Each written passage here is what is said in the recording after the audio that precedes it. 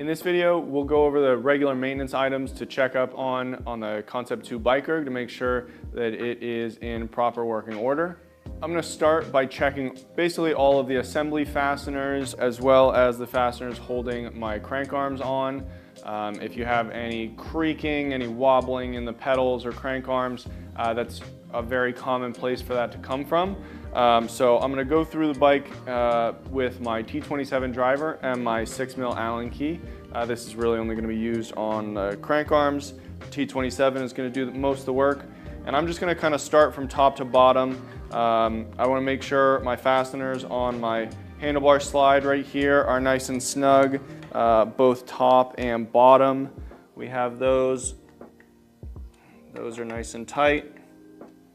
And then the clamp here for the actual handlebar. Make sure these 4 fasteners are all snug as well.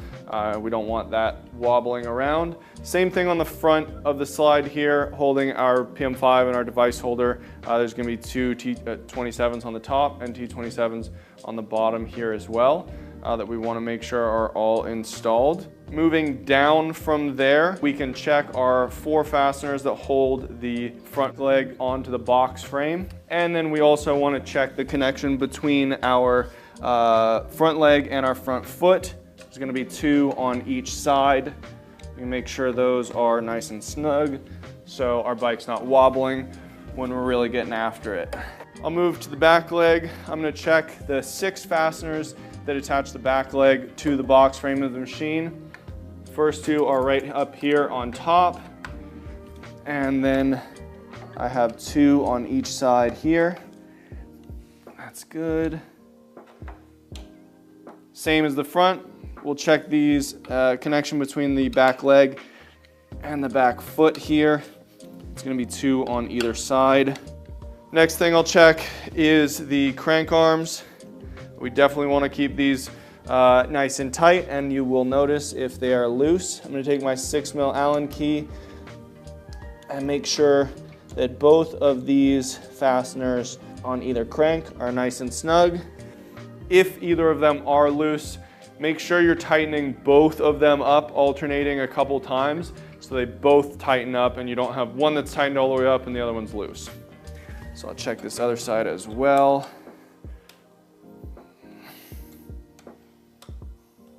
Another thing that can cause your bike to wobble a little bit, like this one is the rear feet not being adjusted properly. These get moved around a lot in some places.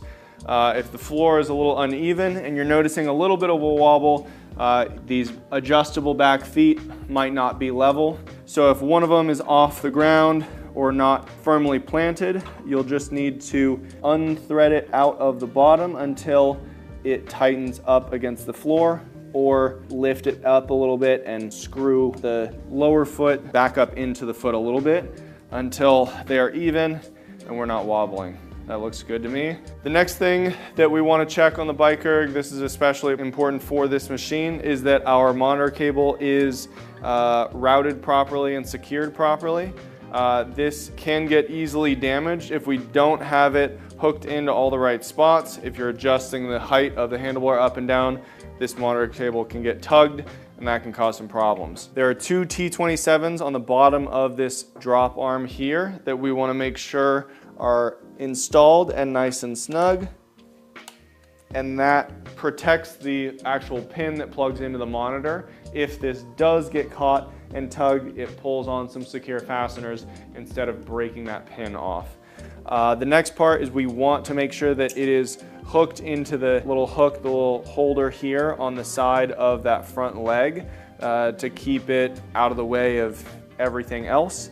And then it's just going to drop down into the generator housing in a little notch behind the flywheel there. So we want to make sure that that is in the proper notch and not getting pinched there. The next maintenance item on our list is to make sure that our flywheel is clean and free of dust, debris, pet hair, whatever might get in there. It's going to be easy to tell if it's really dirty. This metal perf ring around the flywheel can get clogged up with stuff, and that will affect the drag factor of the bike. So if it gets really clogged up, you won't get the same resistance. We want to make sure to keep that clean. You just need a fine point Phillips head screwdriver. First, we'll loosen the screws around the outside of the flywheel housing, just a couple turns. Then we have a little connector right here, and we're just going to loosen this up a few turns. And it's going to make it possible for me to slide it out. This connector will come apart pretty easily. We want to be careful not to bend or crease or damage this perf.